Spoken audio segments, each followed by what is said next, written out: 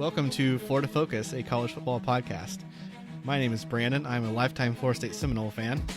And I'm Chris, and I'm an excited Gator fan. And we are joined today by a very special guest who's been on the show before. We want to welcome back our friend, the reason we started the show, and our Patreon, Jared. Jared, thank you so much for being on. Yeah. Absolutely, guys. It's a pleasure to be here, man. Anytime we're able to talk Florida football and recruiting, I'm excited.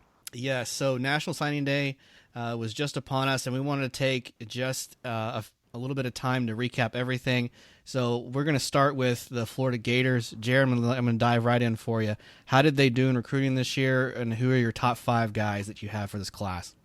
The Florida Gators absolutely finished the 2020 signing day in really, I would say, a solid fashion. They're ranking number 8 across the board on all major publications. Florida finished with the number 8 class. However, only number 6 in the SEC. My top 5 recruits this year for the Florida Gators would be Gervin Dexter, who's just a phenomenal athlete, 6'6", 290, defensive tackle. He's pretty much consensus the number one. He was the number 1 player in the state of Florida this year, number 2, I think in ESPN, but number 1 in 247 Sports.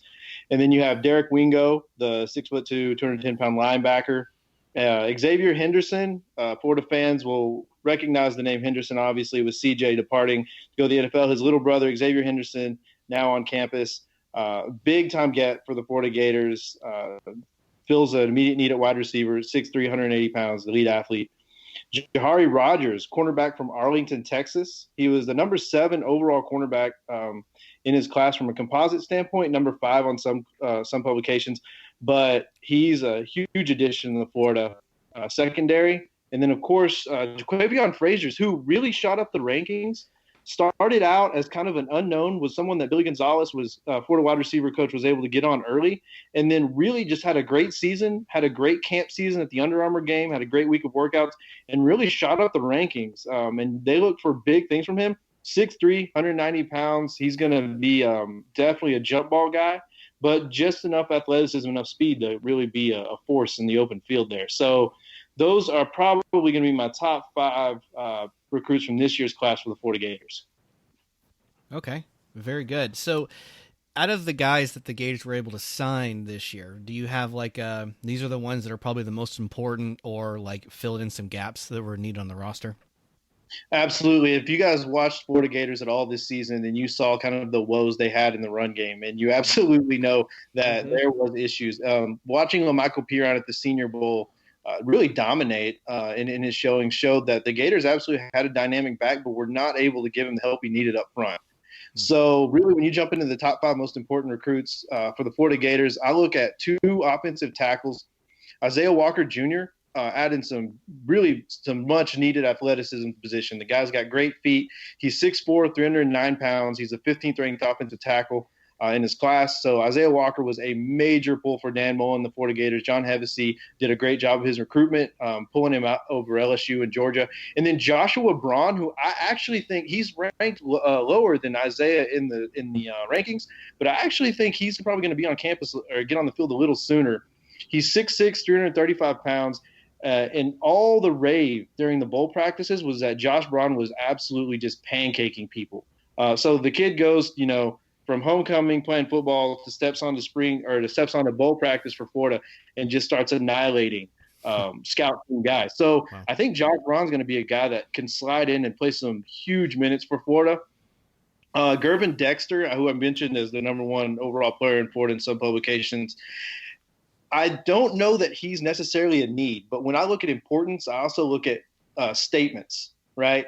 So you look at a guy like Gervin Dexter and being able to take the most talented player in the state and put him in your class really is a big deal for Dan Mullen and company as they start to try and win those recruiting battles against Alabama, against Clemson, against Georgia. Georgia definitely a player for Gervin Dexter all the way through. He committed early to the Gators and stuck through the entire way, and those are the type of recruiting battles that the Gators are going to have to win going forward if they want to break, top 10 into the top 4. And then with Dexter, you made a good point because I believe, and correct me if I'm wrong, he's the first 5-star that Mullen signed. Now that with Cox and Shorter and Lingard, we have other former 5 stars, but this is the first guy that Mullen signed, and I think it's kind of key because that's one of the knocks on him. Yeah, he's got some good players, but not elite players, and he's getting them through the portal. But now this is the guy I think, just outside of the field, if you will, X's and O's. It's just a statement pick for the Gators. Yeah, and you're absolutely right. Just like you said, it is the first 5-star Dan Mullen signed, and it is really probably. I mean, he's ranked the third best defensive tackle in the country only because he's still raw and he's still got a lot of football to learn. But he has probably the most upside of any defensive tackle in the class. So, Coach Todd Grantham did an insane job of selling that defense to him and what he can do in it. So, hats off to the Gators, and as you mentioned, the only 5-star. The other two guys I would like to mention as kind of the most important for Dan Mullen, not from a immediate standpoint, but just from a statement standpoint. Xavier Henderson, as we mentioned, C.J. Henderson's little brother, was Clemson all the way. Throughout the entire cycle, he's going to Clemson. Billy Gonzalez and Dan Mullen did an insanely good job of not letting him. They used CJ and getting him on campus to watch his brother play to their advantage. Spent a lot of time with him and was able to really kind of pull in one of the premier pass catchers in the class. And then really the only other guy I would really want to talk about from the most important standpoint would be quarterback Anthony Richardson, Gainesville's very own, playing right there in the shadows of the swamp. The reason that I want to talk about Anthony Richardson a little bit from being most important is this is the prototypical Dan Mullen quarterback. Anthony Richardson fits the bill of everyone that really Mullen's been very successful with up until his career now. You have guys on campus like Kyle Trask, and Mullen's done a phenomenal job of winning with Trask. And even Emory Jones, who is a dual-threat quarterback, Emory Jones is really only 6'1", 6'2", 210 pounds. Anthony Richardson comes into campus at 6'4", 224 pounds, was Elite 11 quarterback, has an incredibly strong arm, ran a 4.5 40 at the Nike Combine. So this is the first true dual-threat jumbo athlete in the mold of Tebow or a Cam Newton or a Dak Prescott. So I think Dan Mullen really did a great job of keeping Richardson in the class, and then also from being right there in Gainesville, can't go wrong. Where do you think, Jared, that Florida missed the biggest? I know that you talked about running back a little bit, and maybe you can talk about the safety Williams that went to Miami. What are the biggest misses that Florida, not only signing day now, but as well as early signing day, this whole process, where do they miss the biggest? So the absolute, I guess the biggest travesty of the Florida class is you look at a top 10 class, but you really see a class that should be in the top 5. And that's when you talk about the running back position, as you mentioned. Florida fails to sign a running back this cycle from the high school rankings. Obviously, we can talk about transfers later, but with so many talent in state, this year should have been a shoo-in for the Gators to bring in that elite back. And you had them right there in Lakeland, which is a Gator stronghold. You had a guy like DeMarcus Bowman, 5-star running back, heading to Clemson, and really fits the mold of a running back that Dan Mullen wants to sign. You had other backs in the state who the Gators just really were never in it for. Don Chaney at one time was a 5-star running back. He's heading to Miami. And then the other big miss, as you mentioned, is Avonte Williams, the safety from down there in Florida, in DeLand, which is another Gator-friendly school. So 4-star safety Avonte Williams pretty much decommitted from Oregon, and all the buzz was Florida the entire process. And then on National Signing Day yesterday, pulls a shocker and announces for the Canes. And hat goes off to the Canes. That's a major get for Manny Diaz. But you have to wonder, if you're a Gator fan, what's keeping you from winning just that next battle. Obviously, top 8, nothing to sneeze at, but top 5 is where you really want to be, especially when you're only the 6th best class in the SEC. Yeah, true. Crazy competition there. So flipping that a little bit, Jared, on its head, those are some misses. Who are some guys that you think would maybe either get immediate playing time or maybe people aren't talking about as much as they should? Absolutely. One of the best parts of recruiting is you have all the services ranking all the guys, right? And you have all these 5-stars, and you have everyone talking about the ESPN 300 and the top 250 and the top 100 guys, all that stuff. But you really have some quality in the state of Florida. You guys know, you guys cover the state week in and week out, and you guys see teams that don't match up on paper, but all of a sudden are blowing out teams, the AAC conference and the way that UCF was able to have their run. And you wonder, where do these guys come from? Well, they come from the state of Florida. And some of the guys that I want to talk a little bit about is Rashad Torrance. He's a safety. Now he's 6 foot, 195 pounds. And when you watch his film, he is all over the field. He's a guy that I think the service missed a little bit. He didn't go to a lot of camps, and so his ranking is a little undervalued. And I think you're going to see him get on the field earlier than he should be for the Florida Gators. He's a monster over the middle, and he covers ground, really great. So he's definitely a guy that Todd Grantham wants in the way he rolls his safeties. He wants somebody that can be physical and also step back and, cover the field if necessary. Another guy I really want to talk about is he's really kind of an unheralded commit, but he's just a fun guy to watch. Bentley Graham. Now, he played running back for his high school. He also played cornerback. He's only listed at 5'8", 175 pounds, but he's electric. And he kind of reminds me – I know Florida fans are going to be like, what? When they watch this film, they go, this guy's crazy. But he kind of reminds me of a Brandon James signing in that he's just a do-everything guy. I'm not saying he's electric like Brandon James. I'm just saying that he has the ability to do a lot of things. And I think you're going to see him on special teams and on the field early for the Gators, and I think he's going to be a fun guy to watch, and he's going to be one of those guys that really just endear Florida fans to him. He's going to be a fan favorite just because of his heart, his love for Gainesville. Interesting. He was Gators the whole way. So I'm really excited about him. And another guy that I think you'll see on the field immediately, as we mentioned earlier, is Joshua Braun, the offensive tackle.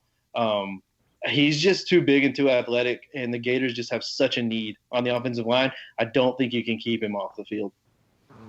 Okay, good. Some of the things that stick out to me looking at this class is, that I really like and get excited about, you kind of mentioned Henderson and Freitas, but I like the fact that they're 6'3", and that's going to help the running game, having big blockers like that out front. And obviously, Mullen likes to chuck it up a little bit there too. So having those, I like the fact that we're getting big receivers on the offensive side for many reasons, in pass game and the run game. And the Gators have a chance to sign another one. It's going to be a great issue. But Leonard Manuel from down there in Fort Lauderdale, he might be a guy that you're kind of familiar with, Chris. Yeah. But Leonard Manuel is another guy that the Gators are waiting to see on the grades. Now, he goes for 6'4", and he's already above 200 pounds. And so the Gators could add really 3 receivers that are just insanely giant on the outside, depending on how that grade issue goes. So you're absolutely right. If you watched Dan Mullen back in his heyday, you saw a lot of outside guys blocking. Lewis Murphy, Riley Cooper. So Mullen, we already know that Mullen has a track record with guys like that, and so it's really kind of fun to see him start to be able to pull those guys into Gainesville now. Yeah, and don't forget Shorter. I mean, he's don't let the name fool you. He's a pretty big receiver too. Absolutely. Justin Shorter should be a big part of what they do. He goes for 6'4". He's 220 pounds, obviously the transfer from Penn State. Waiting on a waiver for him. But Mullen really loading up on size this year on the outside. Another guy you didn't mention was Jordan Pouncey. He's a transfer from Texas. Now, he's also 6'3", 200 pounds. So you could see that Gator unit really start to be kind of a problem in the option game as we go forward. Yeah. All right. And I did have one quick question, and then I'll let Chris ask anything to finalize this. But it's probably worth noting, Jared, you mentioned to us that Tim Brewster now joins the Gators. And can you talk about how his joining the staff will either impact this class or will impact recruiting going forward?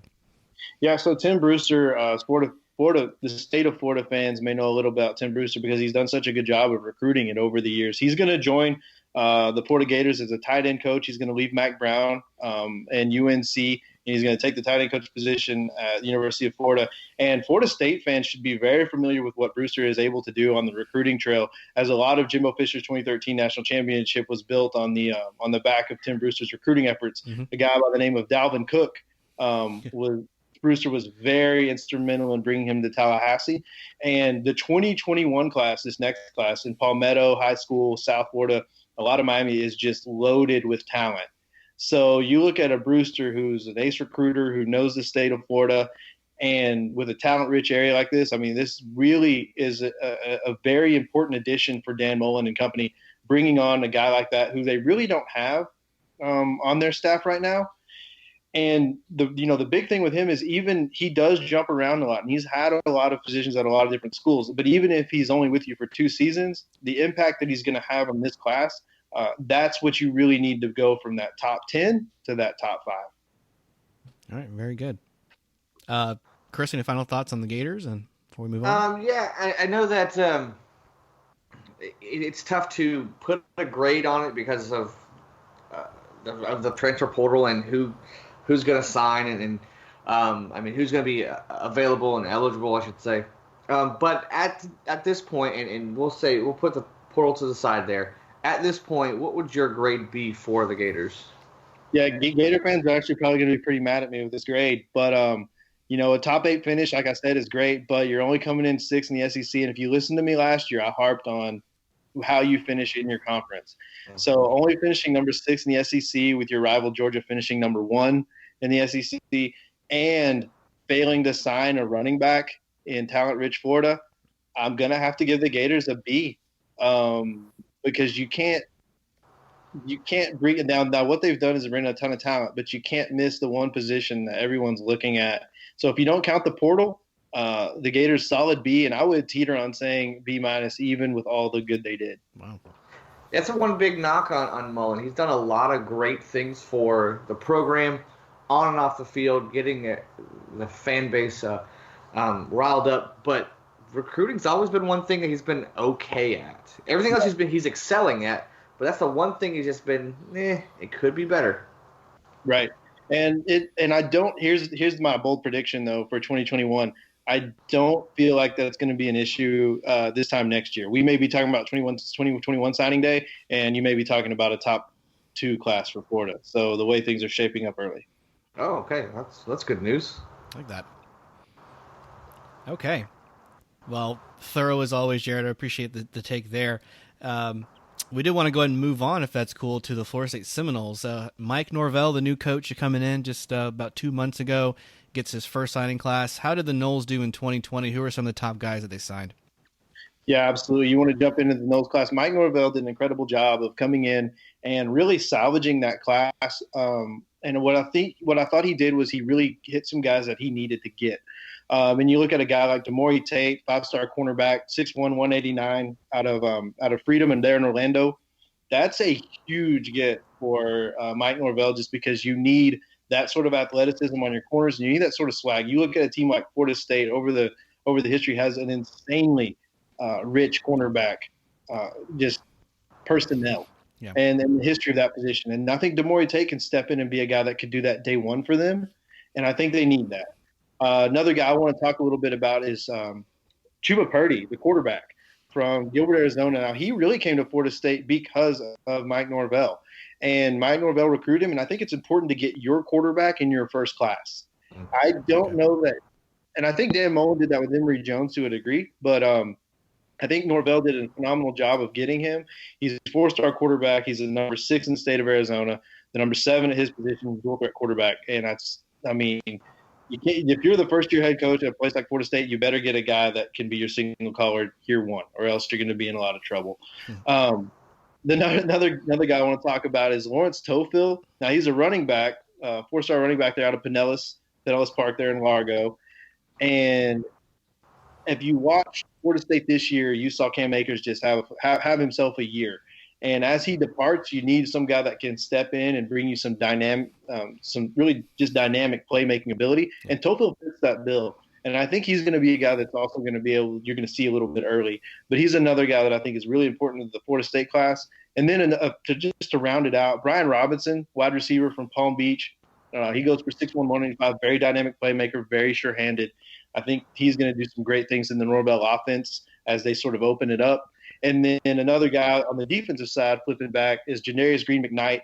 He's a 4-star safety out of Dunbar. And if you watched Florida State much this year, you saw some frustrations in the safety play.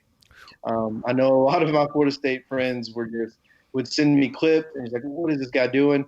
And as you bring in a new coaching staff, Green-McKnight's a guy that's going to be big. He plays a position taller than he is. He covers great ground, and he's not afraid to hit. So I really like that pickup by Mike Norvell and staff. Yeah, I think underselling the woes on the passing game. We were top 10 in a lot of or bottom 10, in a lot of categories, just getting gashed left and right. I agree with the taking of a QB. It's strange to say that we haven't signed a QB. This is the first time in 3 years. That was just something that Tiger seemed to have missed, and there you get Chuba Purdy. And we actually, I think, got another guy for the 2021 class, or maybe 2, that just kind of stacking it up there. I don't know if You had mentioned getting your QB the first year. That's a really good feeling to have, just to know, hey, if we need to just strip it down and bench all the guys that have experience and go with the freshmen and just let this be a bad season, we can do that as an option too. Yeah, and you mentioned the first quarterback you'd signed this year, and so what's great about Coach Norvell is he actually signed two, because he also signed Tate Roadmaker from Valdosta. Yeah. So really, he making up a lot of ground in the quarterback room and kind of flipping that, I think, is incredibly important to his success early on. All right, awesome. So, out of the recruits that Florida State did sign, I think you said the 22 nationwide. Who are maybe the 4 or 5 most important guys that they got in there for their school? Absolutely. So the 5 most important people in Florida State's class for me this year are guys that we mentioned. Lawrence Tofield, obviously the running back. I just think Norvell and his offense, the way that they use that position, is going to be really important. Chuba Purdy, we may not see him. If Blackman really takes the reins of that, we may not see him early. But again, you have to get your guy in your class. You just have to. Stephen Dix Jr., linebacker. He's a guy that he's pretty heralded there from Dr. Phillips, and he had a great senior film. His junior film was great. And it just really goes, I think, to shore up that linebacker room for Florida State. You need an infusion of talent there as you sort of move on from the guys and you turn over a system. And I think he's really important to kind of what they want to do on defense going forward there in Tallahassee.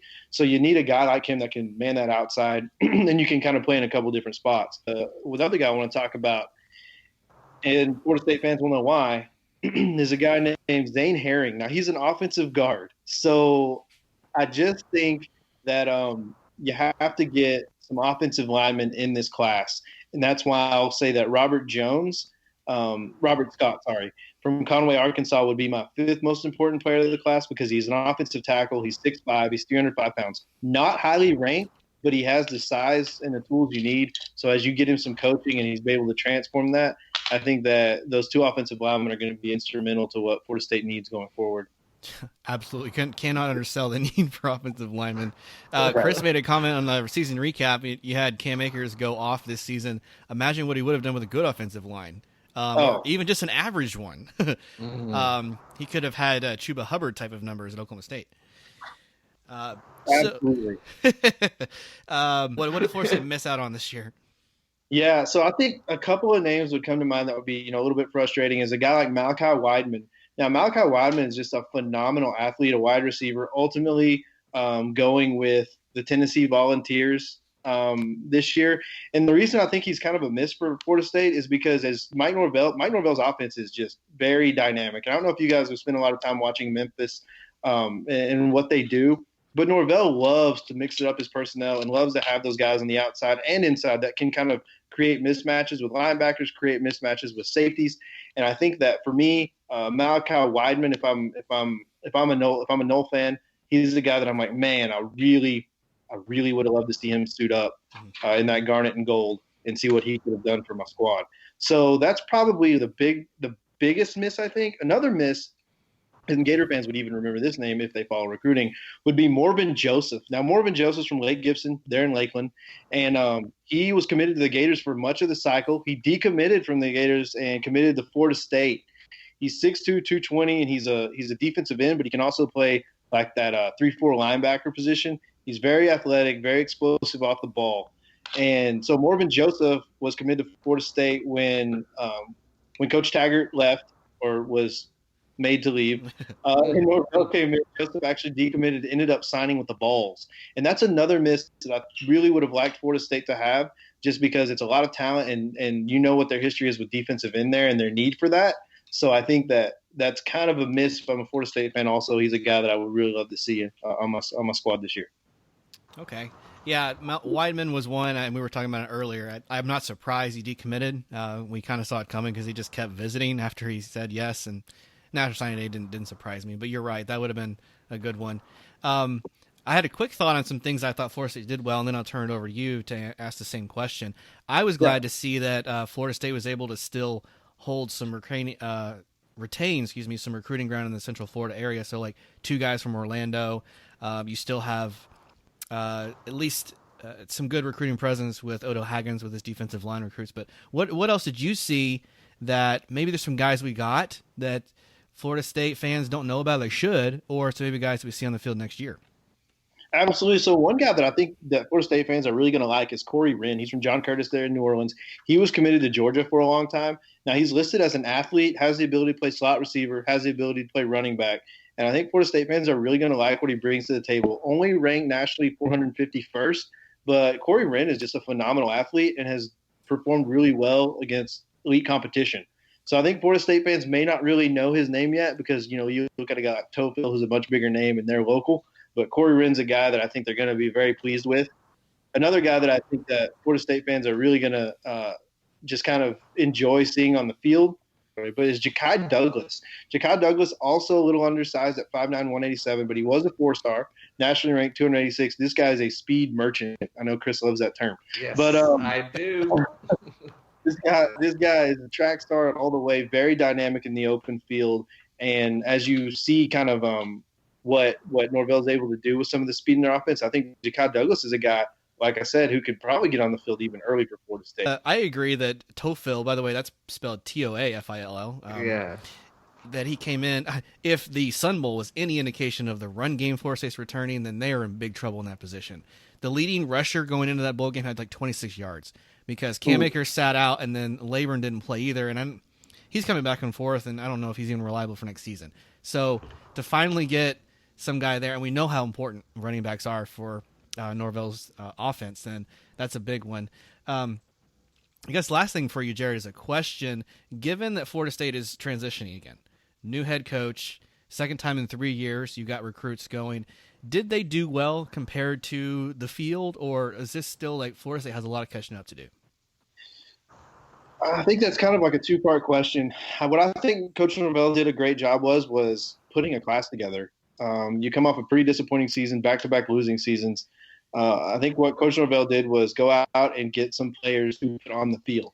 And I think sometimes new head coaches are like, well, this guy may not be a take, so I don't want to take him. They kind of make the mistake of letting their rooms get depleted. So I think Coach Norvell went out and found guys that wanted to play for Florida State and had skill. So I think he did a great job from that point. However, at the end of the day, it's still Florida State, and they still won a national championship, 7 years ago? Yeah. And they are in desperate need of some roster turnover. You have guys that have underperformed maybe who were highly ranked and didn't show up, or you had some guys leave, or you've just had some coaching changes that have been really tough. And I think the 22nd ranked class for Florida State, obviously you look at that number and you're like, oh my gosh, 22nd. It's a little scary, but you look at what's in it and you're like, okay, that's pretty good for Coach Norvell's first class. But at the end of the day, man, you got to go out and get some blue chip recruits. You got to go out and get some guys that are elite because you're still Florida State. They still finished fourth in the ACC. Granted, Coach Norvell didn't get a full cycle. He did address a lot of his needs, and he did bring in a quarterback. So I'll probably give him a B-. Okay. Well, yeah, you're right. We got to start inching up, especially both of our schools, Florida and Florida State, are in division with national title contenders. So you can't just continue every year just to sign it off and say, okay, we're going to lose that game. You have to start competing and start winning those. And You're right. Getting those high guys is how that turnover becomes about. I had a question, Jared, and it's not just Florida State specific, but as someone who follows recruiting far more than we do, and you have Rivals, ESPN, 24/7 is kind of new, and a few other ones. How do you gauge what's an accurate ranking of a school's class? That's a great question. And so I personally look at a lot of different recruiting services and kind of see what they say on them. I'm not a professional talent evaluator, so I watch film because it's fun, but I still at the end of the day, I have an untrained eye. So I still have to rely on experts and things like that. But what's really fun is 247 Sports, which you mentioned, and I guess I'll give them a little bit of a plug here on the Florida Focus podcast. They do what we call a composite ranking for players. And so they actually factor in what other recruiting services have them ranked and then have what they call a composite ranking.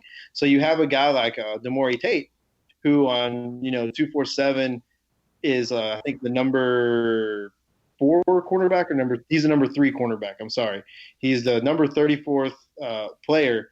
But when you look at the composite ranking, the numbers change. So 247 Sports, he's the 22nd player overall. On the composite, he's 34th because they factored in everyone else's rankings. Okay. Actually seems like an attempt at a pretty fair system. You describe it like that. Yeah. All right, Jared, so we're going to pick your brain on the last of the big three here. So the Miami Hurricanes, who, well, in my opinion, did pretty well. It's not a good sign for Florida State, but let's go ahead and dive in and see, how did they do overall, and maybe who are the top 5 recruits coming in this 2020 class? Yep, so Miami, obviously, they finished 13th in the class, second in the ACC. They were ranked 13th on 247 Sports, 12th in Rivals, and 17th on ESPN. I think ESPN rated them a little lower than I would have personally. I do think they're in that 12 to 13 range when you look at what they brought in. The top 5 guys they brought in that I think for their class are going to be huge. Can't say enough about Avante Williams from DeLand, Florida, 4-star safety, number 1 safety in his class. Really, well, number 2, depending on what services. But, I mean, he's an athlete. He's 5'11", he's 170 pounds, he's fast, he covers field, he's not afraid to hit. He's everything you want in a free safety, and Manny Diaz did an incredible job of getting him on campus. Kind of a shocker that he announced the Canes over the Gators. However, I mean, it's just a major get for the University of Miami, so you can't say enough about him. A little bit about what the University of Miami is, what they did really well is they went out and got 2 really good running backs. I don't know that their room needed more great running backs because they have a good solid core there, but they were able to get 4-star running back Jalen Knighton from Deerfield Beach, number 10th overall running back, and just a guy that's very shifty, very fast, is dynamic in the open field, can catch the ball really well. And then Don Chaney Jr., who's more of a prototypical back, 5'10", 203 pounds, kind of an every down guy, but still has some speed to burn. And those 2 guys are really instrumental for Manny Diaz's class because, I mean, you're just reloading that position at running back. Miami obviously has a great history at the running back position, and I thought they got the best running back in Florida in Chaney, and I thought that they got another great running back in Knighton. Well, maybe not the best running back in Florida in Chaney. I would probably put Bowman over him, but still, great pickup by the Canes.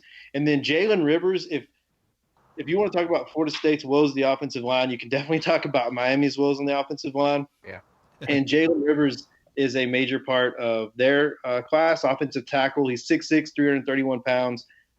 That's a huge get. And then Chance Williams, who's a defensive end, he's got the size, prototypical size, and he's athletic, loves to hit, 6'4", 238 pounds out of high school. So I think that those are probably the Canes. If I was a Canes fan, those would be the 5 guys I'm most excited about. Okay. Yeah, Knighton was a name that just kept floating around there, and you're right. I mean, maybe some continuity with Miami's coaching staff kind of helped grab some of those guys. Who knows? But out of the guys that they got, you kind of talked about Jalen Knighton. Who else would you say are the most important gets for the Canes in this coming year? Yeah, absolutely. So this really kind of the most important guys, if you're not looking at the running back position. I think Rivers, like we mentioned, offensive tackle. If you watch the opener against or really any Miami game, there were some turnstiles in that offensive line, those offensive tackles. So I think Rivers really does a good job of bringing in some talent at that position. I don't know that the Canes needed Avante Williams. I mean, obviously, who doesn't need just the textbook free safety? But that's a statement get. And so I think that's a really important recruit for the Canes because you went in and you got a guy that everyone said was going to Florida, and you're on the backs of a terrible season, and you still go get him. So I think that it says that Diaz and company are, they're pretty legit recruiters, even if you don't want to admit it. I was impressed. Yeah. Any thoughts, Chris? I was going to kind of go on to some other questions. Yeah. I was just curious, what do you think that a guy like Tyler Van Dyke fits in with the quarterback room now that King's in and Williams is out and Martell is, I think, still there? And so how does he fit into the mix there? Absolutely. So Tyler Van Dyke is a guy that I don't think a lot of people are talking about, and maybe they should. 6'4", 212, has a very good arm. And I think the best thing that's going to happen to Van Dyke there is that he's going to get time. Derek King's transfer into there from Houston is going to be really instrumental for him because if Tate Martell can be a serviceable backup there, Van Dyke will more than likely get a red shirt. If not, he'll be pressed into backup duties pretty early. But I like his game, and I think that it's somebody that Miami needs to sign. Obviously, they're switching offensive coordinators. And so kind of like Norvell is that you really need to go get a guy that you feel like fits what you want to do as a play caller and that you can also tailor your play calling to. So I think Van Dyke's a solid pickup for them. Anytime you can get a blue chip quarterback, a top 200 player in the nation who also plays quarterback, I think it's never a bad thing. Mm-hmm. Thank you. All right, very good. I think that the one area that Miami kind of missed out on was their defense, especially like the linebacker core. Do you agree with that? And were there any other positions that maybe they should have signed given the talent that's leaving? I think when you look at Miami and what's leaving there in terms of linebacker, you have a guy a little underrated like Tyreek Austin-Cave, who gives you some size there, gives you some, he's 6'1", 203 pounds. He's already enrolled there, so I think that he gives you kind of like a stopgap. You have a guy like Corey Flagg who's already enrolled, but he's very undersized at that linebacker position. So I would agree with you that linebacker's a miss. And then to me, though, the biggest miss, and I know we talked about Jalen Rivers twice now, is I don't feel like you can have the sort of season Miami had with the offensive line they had and only sign one offensive lineman. I know that, they're going to develop players, and I know that the guys from last year are going to develop and come in. But to me, you have to really work hard and do your best to bring in guys that could maybe help you now. And I think Chris Washington, I may have misspoke. They did bring in 2 offensive tackles, but I think everyone knows that Chris Washington is not ready to go right now. Mm-hmm.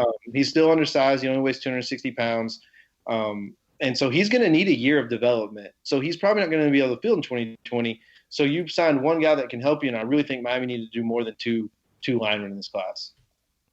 All right, good insight. Out of the guys that they signed, who are some guys that maybe get some immediate playing time? You kind of touched on that already. And then maybe some names that people don't see coming and they should maybe pay attention to. So I don't think you can keep a guy like Chaney Jr. off the field. I think Chaney Jr. is a really dynamic running back. And even if you're playing him in packages or split times or however you want to do that, I just don't think that he's a guy that you can keep off the field. I think he's a really dynamic athlete. He's going to be fun to watch. I don't think you can keep Avonte Williams off the field either, just because of now they're pretty good in that secondary right now. But Williams is a guy that maybe he finds a home on special teams at first, but he'll be a guy that you'll see. I think later on in the year as he continues to develop that game, even though he's not enrolling early, still a guy that I think is really fun to watch. Another guy that no one's really talking about that much is their tight end signing, and I don't want to butcher his name, but it's Dominique. I think it's Momorel. I could be wrong. He's from Naples, Florida, but he's 6'4", 235, and he's a really fun player to watch. If you get a chance to check out any film on him, I mean, the guy is a tight end, but he's not afraid to go and hit somebody. So I think he's going to be a really fun player to watch that Miami fans are really going to enjoy as the years go on. Yeah, surprisingly good year for tight ends in the state of Florida. Miami, Florida, and Florida Atlantic all had some really good, impressive guys. But I mean, Miami has a history of that too with Winslow. Going back that far. Absolutely. So, yeah, good thing. Chris, did you have any questions, or I had one? I was going to turn it over to Jerry just to give a final ranking. Yeah, that's kind of where I was going too. So go for it. So, I mentioned that the Canes really did a great job of closing their class, number 13th overall. I guess for me personally, and Florida Focus fans who are also Miami Hurricane fans they'll probably tweeting you guys or DMing you guys about, well, this guy doesn't know anything. But I know they finished 13th, and I think it's a great close. And I think they have some absolute playmakers in that class, and Chaney and Jalen Rivers, the offensive tackle, and Avonte Williams, Knighton.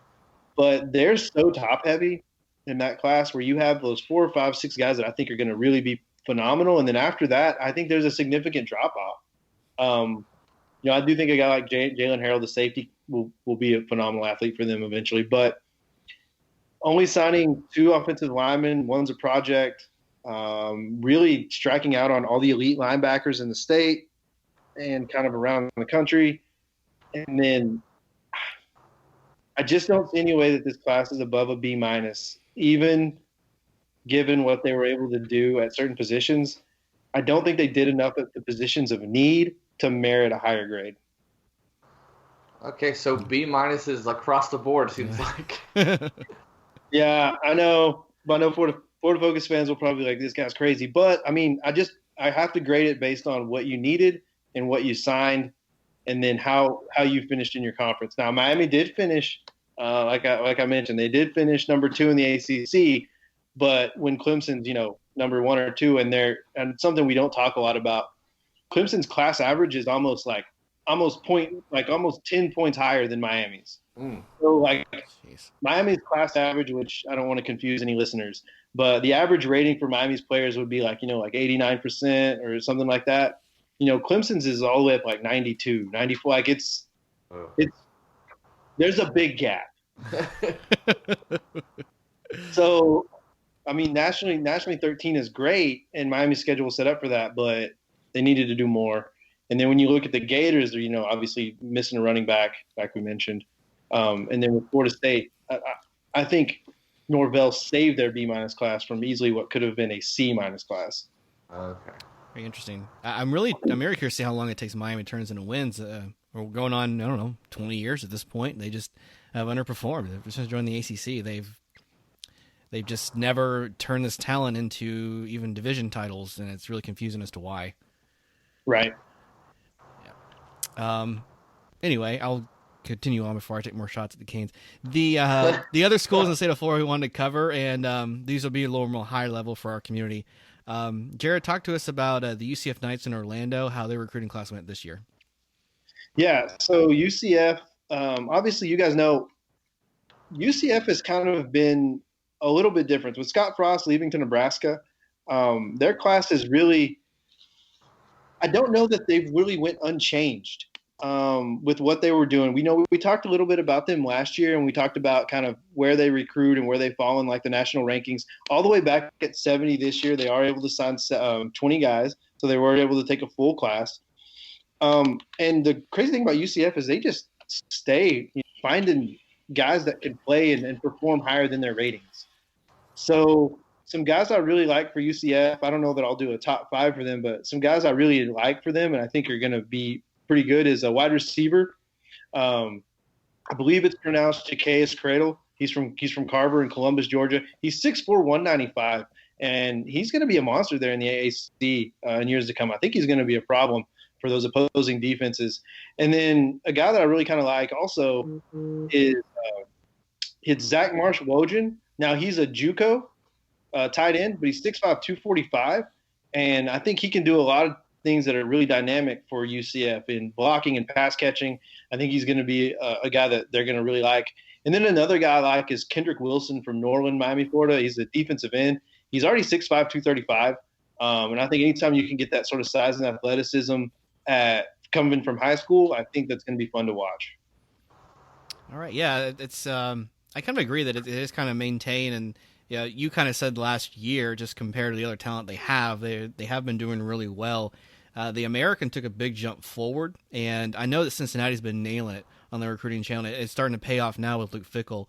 So do you see that this may present a problem for UCF going forward? They're going to have to go a little bit harder on the trail and maybe get some higher guys, or maybe get some more bigger name transfers like Brandon Wimbush to keep that going. Absolutely. So, last year we talked about UCF finishing number 1 and number 2 in the AAC, and you really mentioned it there. So, last year, Miami finished number 1 in the AAC. This year, they finished all the way back in 4 in the AAC.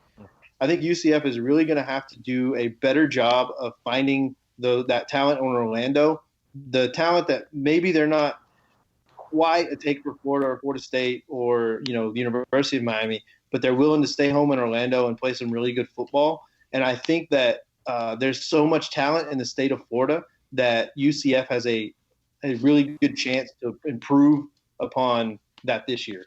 Just keeping more of those guys at home. Orlando's a really big area, and they got a lot of football players. Yeah. So, you mentioned it. You're really going to have to do some work to stay at top of that AAC. All right, good. And then final thought, you'd mentioned some wide receiver. The passing game with Dylan Gabriel is apparently going to be their strength. It's kind of a different approach to what the Gators did last year. There's a lot of possession guys in the team, but Dylan Gabriel tends to want to throw it deeper. Now he's not going to have Gabe Davis next season, so maybe the new incoming class kind of helps with that passing game. Plus, the defenses in the American are just not good, so you can pretty much do whatever you want on offense, and you'll have decent numbers. A guy I didn't mention, I'll talk about the passing game, is Cornelius Forrest Jr. He's a 6'4" tight end, also around 230 pounds, out of Sandalwood and Jacksonville. And as you mentioned, that passing game, you can get guys like that matched up on linebackers and safeties. You saw what Kyle Pitts was able to do in some of those mismatches for the Gators. And so I think that's going to be pretty fun to watch for UCF as they get some of those big bodies playing tight end and kind of are able to do some different things in that offense. Cool. I turn it over to you, Chris. You have any questions? And then we'll ask Jared for his final grade. No. He's covering it all. He's hitting there all the points. So. All right, Jared, what you got? Yeah, UCF, obviously kind of a hard class to grade. Nationally ranked number 70, 10 positions back from last year, fourth in the AAC. I do think they filled some of their needs. I guess, and again, I'm going to grade on a different scale, if that's okay. I think that when you look at a school like UCF or USF, they don't have all the resources that a school like Florida State do. I'm going to grade them on a different scale, and I'm actually probably going to give UCF a B+. All right. Highest grade yet in the class. Okay. Yeah, and one final thought, and we'll move on. I'm continually impressed with the coaching staff at UCF. Like, you can take a guy like Randy Shannon, who used to be the head coach of Miami, and for a little bit for the Gators, right? I think he was interim. And right. You make him the defensive coordinator, and their defenses haven't been great, and they haven't really dazzled, but it complements the offense that they play really well. And so he's been able to use the secondary, which looks porous, but also is kind of like bend, don't break. And they'll take a lot of chances because another offense can get on the other side. So I've always been impressed with the talent they've been able to harvest there in the last 2 or 3 seasons. But having said that, I guess we'll move on. Another central part of the state to Tampa. We have the South Florida Bulls. And I don't know. For me, the highlights of this squad were who left, which I'll talk about in a second. But with Jeff Scott coming in, Jared, what do you think your takeaway was from recruiting from this 2020 class? Yeah, so I'm actually a pretty big Jeff Scott fan. I think he's going to do some fun things there in Tampa with USF. However, he has a lot of work to do. Nationally, that class ranks 101st, but all the way back at 9th in the AAC. They were 5th last year, I believe, in the class rankings and the conference rankings, all the way back at number 9, and he's got work to do. I'm pretty excited about Kadravius Marsh. Again, anytime a head coach can go in and get a quarterback, I think it's fun. So Travis Marsh there for Miami Central. He's a pro-style quarterback. And then he also was able to land Jordan Smith from Columbus there in Lake City, who's a dual-threat quarterback. So he gave himself some options there. 6'1", 180 for Jordan Smith, 6'4", 195 for Travis Marsh. I don't know that either of those guys can step in day one and play quarterback, but, I mean, you have to get a quarterback in your class. It's college football, and it's the way of the quarterback. So I think they did a fun job of really revamping that room.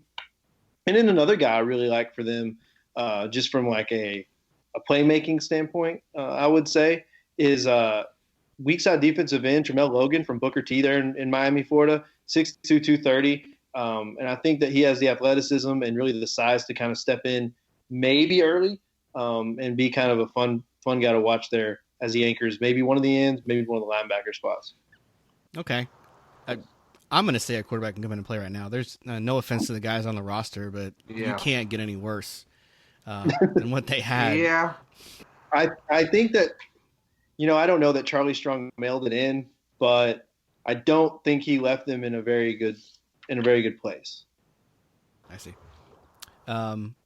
So any other thoughts on the Bulls? Or you mentioned 9th in the conference and pretty bad showing overall. Is this you can just attribute to new coaching cycle and then Charlie Strong kind of on his way out, or do you see any other things that maybe are symptomatic and maybe could cause problems going forward? I think, like I said, Jeff Scott's got his work cut out for him. I do think Charlie Strong maybe kind of didn't help that recruiting class. I think that he's going to be able to salvage that as this next year goes on. Well, something we haven't talked about in this episode very much is like the portal. And I think what Jeff Scott did was go out and get some guys that he needed to get in the portal. So you look at that class and you're like, oh. But then you see that the guys he was able to bring in. I don't hate the Bulls class, but I do think they have a lot of work to do. I don't know if you want me to go ahead and grade it, but yeah, it would be a C+. I don't want to hate on the Bulls, man, but we need some help in Tampa. Yeah, for sure. I think that might be a little generous on the grade, to be honest. I think it's like a new coach, a C, like in Tampa. I think that's kind of what you have to realistically be hopeful for. Right. I don't want to beat a dead horse either. I don't want to kick them while they're down, but We need some help in Tampa. Yeah. Just a really quick question: did they actually get anybody from outside the state of Florida this time, or were they all Florida signees? That was one of the fun things to watch. I don't believe they. Well, they have. It looks like. Total? Oh yeah, they have this like breakdown here, like a couple guys from South Carolina, Hawaii, North Carolina, and Tennessee. Okay, well there you go. They took last year I think South Florida took fewer guys, only like maybe 18, 19. Every single one of them state of Florida, which I mean, hey, that's fine. You got a lot of talent here. And then our favorite name, McDoom, if you want to go back and listen to our last episode, he was a transfer that actually played at Michigan. But, you do get some guys kind of coming from different places. That's, kind of diversifies the locker room, I guess. Mm-hmm. They have a lot of guys. We can talk about it at the end here, but many guys transferring to them, which they're going to need that. Yes. Yeah. All right. Well, thanks for the weigh-in in Tampa. We'll move on and not pick on them anymore. Let's move on to the Florida Atlantic Owls, the Kiffinless Owls, and now have Willie Taggart. What were your overall impressions, Jared, on where they hit in Conference USA and nationally? Man, I kind of like FAU's class. Lane Kiffin did them a lot of favors before he left. They were ranked number 72nd nationally. They were 61st last year, but they're second in the Conference USA. So they're following up the first class for the number 1 class in Conference USA from last year with the number 2 class in Conference USA this year. Nice. So I like what they were able to do there. I think they did a lot of good job with the junior college. Sebastian Dolcini, I believe that's how you pronounce his name, from Lincoln Community College in Western Mississippi. He's a number 23 ranked junior college player, 6'5", 295. He plays offensive guard. Obviously a guy that could probably step in immediately for FAU. And then another guy I like is Lou Dorsey from Iowa Western Community College here in Council Bluffs, Iowa. I don't know if you guys know, I'm right by there. But he's the 89th ranked player in JUCO rankings. So obviously another guy, 6'6", 230, who can step in and probably do some good things for FAU immediately. And I really think that FAU did a good job of just loading up on the defensive tackle position. They signed 2 guys, Malik Jones and Jaden Wheeler, both,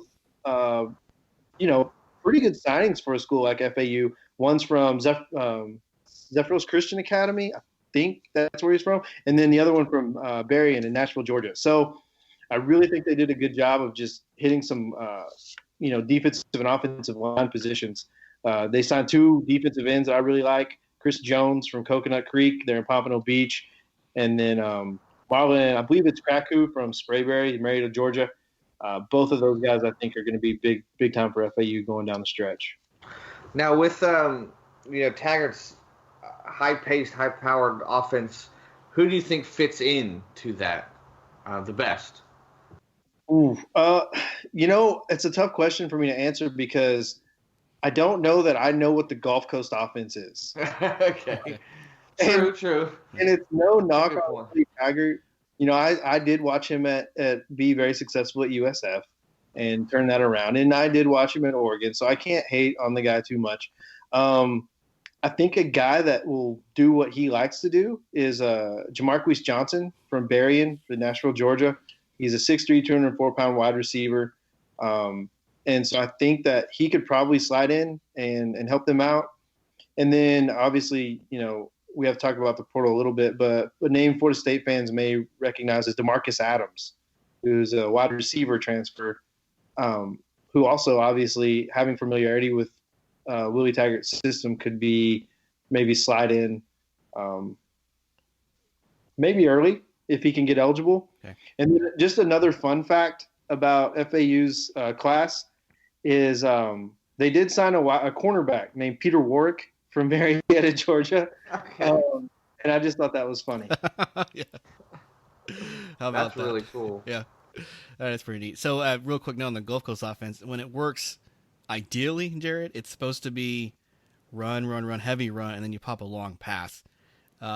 He wasn't able to really get it going at Florida State because the offensive line just couldn't do anything. DeAndre Francois was scrambling for his life, and he didn't trust his own offensive line. And the second year when we got it done, we had a new system with Kendall Briles, and so it kind of got changed a little bit, and they never saw eye to eye. We never really saw it at Florida State, to answer your question. Right.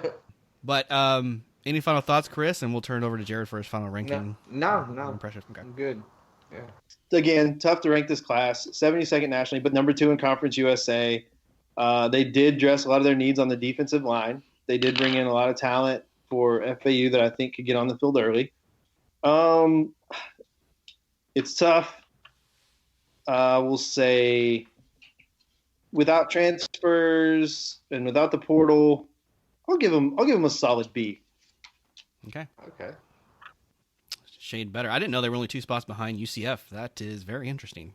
Yeah. Especially since they are, I think, going to play 2 years from now. So we'll see how that actually translates on the field. Yeah. Could be a lot closer than it's been the last few times. I think they play Florida in the next few years too. Oh, really? Okay. You're right. So. Yeah. Cool. Mid-state matchups. Always a good judge. Even if you're going to get beat, it's at least a good gauge, of where your team is at. Mm-hmm. Absolutely. Yep. Okay, so and then the last school then, I think, is Florida International. Good old Butch Davis down there in Miami. So take it away, Jared. How did they do in this 2020 class, and who are some of the guys you can maybe keep an eye out for? Yeah, absolutely. So Butch Davis is with the 73rd ranked national class. Obviously up from 88 last year, so 73 this year, a lot of improvement there. And number 3 in Conference USA. So right there with FAU, right behind him, just 1 point all the way.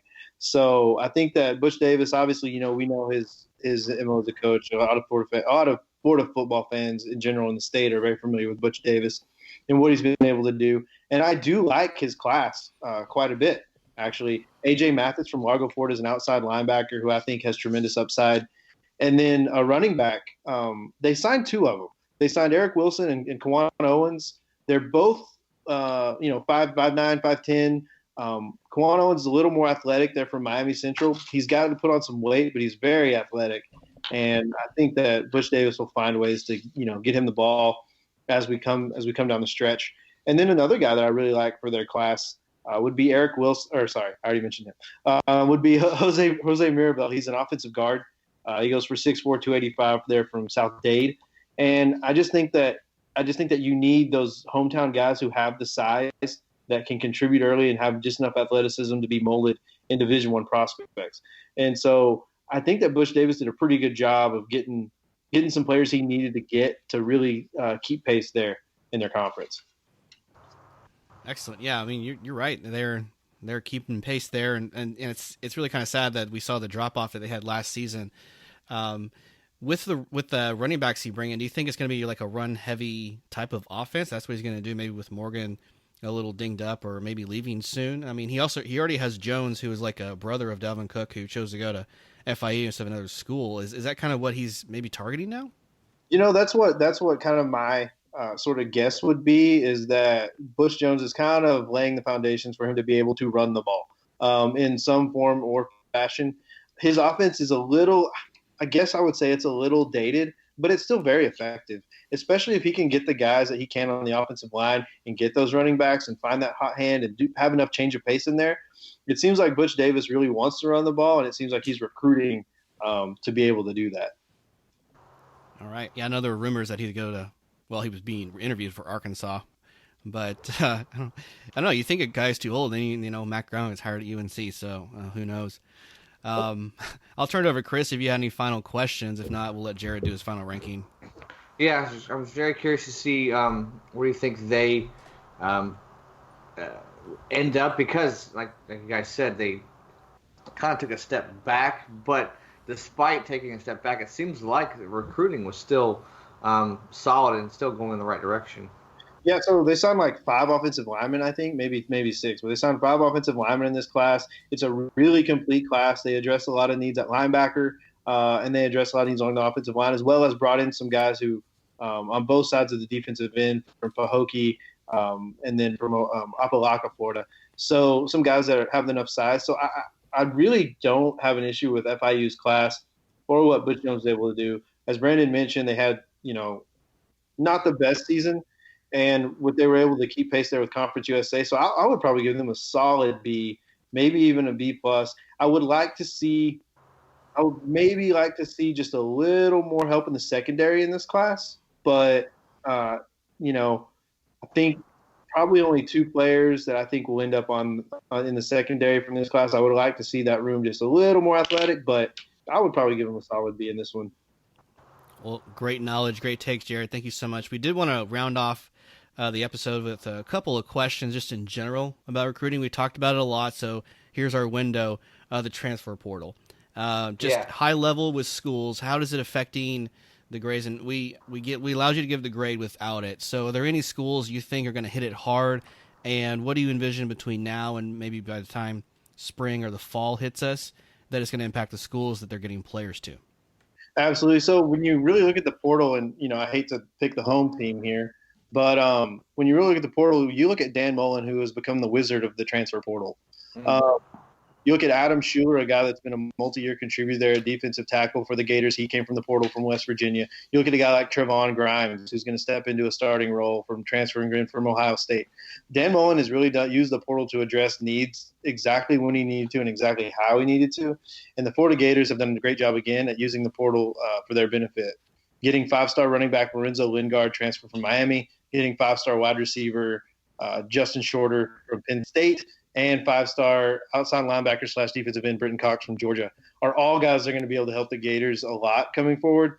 But then you look at the portal to answer the other part of your question is, how's it affecting really the dynamics of college football, is that now you have schools like FIU, FAU, UCF, USF, more so FIU and FAU, but you have schools like that can go in and get players who you can sell playing time to day one. Maybe you're buried on a depth chart at Florida State, or maybe you're buried on a depth chart at South Carolina, and you have what it takes, and you want to give yourself a shot.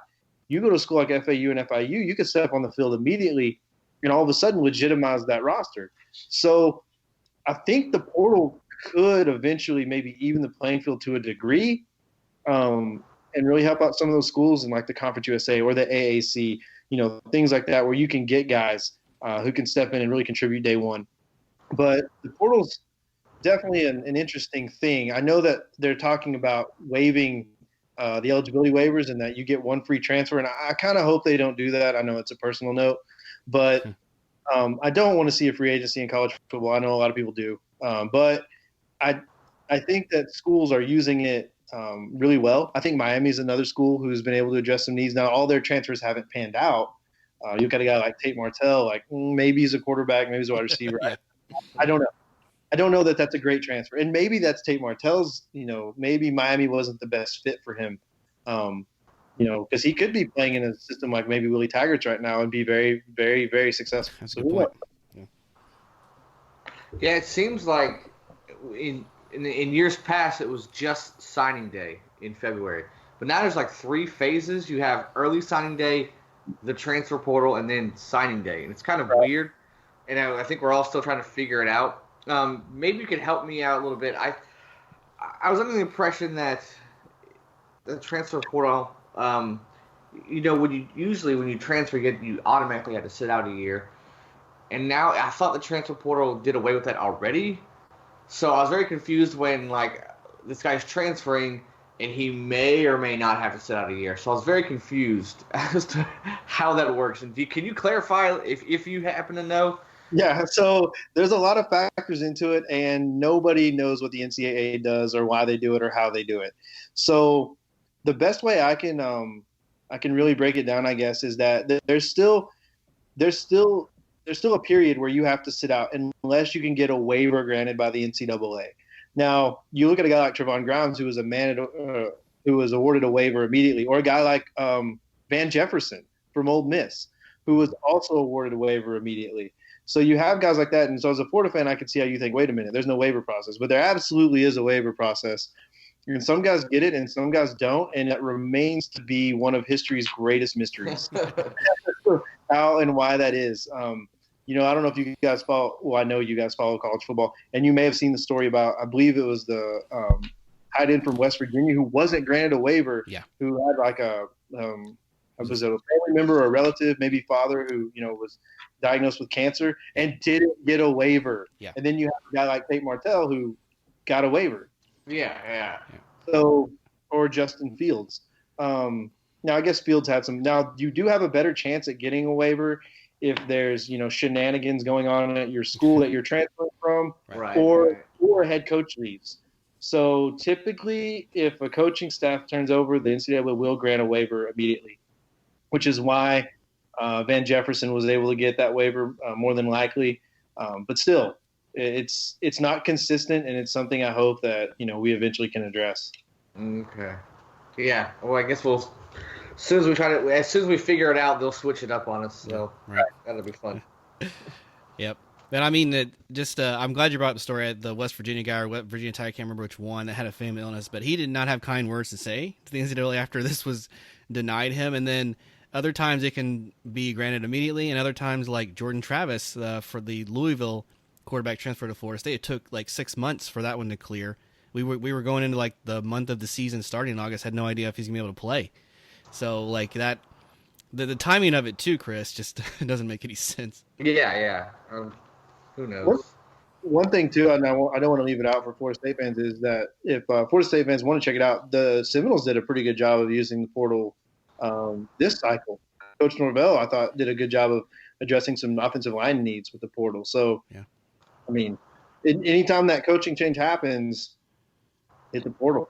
That's a really good point. And I forgot to mention, when we were talking about Florida State, we did get like one or two offensive guards, but tackle has been the biggest thing. I know you think, okay, it's just one position off, it's not a big difference. Kind of is, and we were playing musical chairs with the offensive line for the last 2 seasons. So just get a guy that's consistently good at one spot and then recruit otherwise. And that maybe speaks to, like, Norvell is kind of used to that in Memphis. Like, that's SEC recruiting ground. He's going to have to utilize that to have a decent roster of guys. And I'm glad he's kind of bringing those talents there. Also kind of a cool thing to see Florida State grabbing guys from states you don't usually have, like Arizona. This is kind of a new territory for us, and maybe you see some guys coming in from like the Mississippi's, Tennessees, and Texases of the world. Absolutely. Okay. Man, I think I'm almost out of questions, Chris, unless there was something else we wanted to cover. No, man, you did a great job, very thorough, and it's very, very mind-boggling. So I'm glad that we have you come on here and make some sense of it all. Yeah. Absolutely, man. Appreciate it. I did want to just give you a general question, Jared, just a couple minutes before we wrap up here, and just general signing period, top to bottom. Do you have a story or two that sticks out from letters of intent or coaches moving around that kind of impacted the national scene that we didn't see coming? Yeah, so there's a couple stories that are still ongoing right now. This is like the drama of recruiting, right? So like your girlfriends, your wives have The Bachelor. We have National Signing Day. The drama never ends, and it's incredible. So you have a 5-star running back, Zach Evans, who at one time was the best running back in the nation, #1 running back in Texas, still has not signed a letter of intent, still has not committed to play anywhere. So early in the cycle, early in signing day, he signs a letter of intent to play for the University of Georgia. There's an issue with it. He gets the University of Georgia to void his letter of intent. So he gets out of his letter of intent. Then he visits A&M. He cancels visits he visits A&M. He visits Tennessee. He visits Ole Miss. He cancels his visit to Florida. He cancels his visit to Georgia. And then all the things signing day is like, where is he going to sign? Where's he going to sign? Well, he's going to sign nowhere. So even after National Signing Day, we're still waiting for Zach Evans to find out where is he going to land. So I believe he's in the process of setting up more visits, but that's a fun story to watch and follow. Even now, if you want to jump in late and get in on the action, that's a fun one. And then Jordan Birch, who's a 5-star defensive tackle in Columbia, South Carolina. He announced for South Carolina an early signing day, said he wanted to wait and sign with his friends at his school. So National Signing Day happens yesterday. He signs a letter of intent, immediately flips the letter of intent over where no one can see it, and then doesn't fax it anywhere. So we're 11 p.m. day after, or 12, I guess, midnight on you guys' time.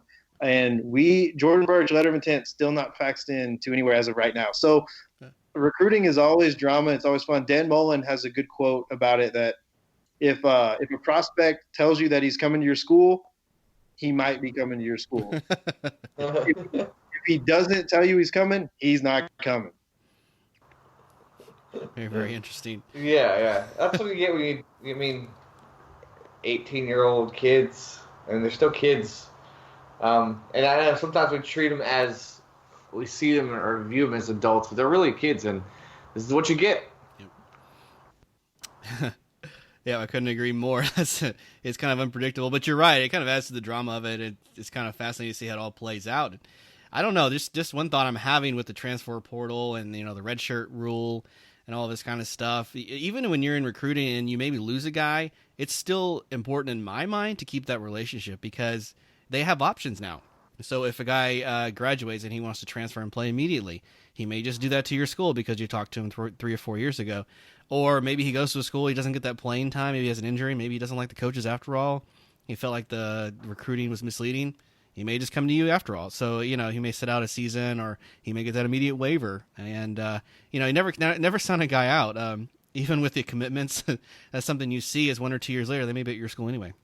Yeah, absolutely. And I can't remember his name. It's last year's cycle, but there was a 5-star wide receiver who signed with Texas, reported to campus in Texas, and then transferred back to Southern California within a few months. So wow. The portal's crazy. Yeah.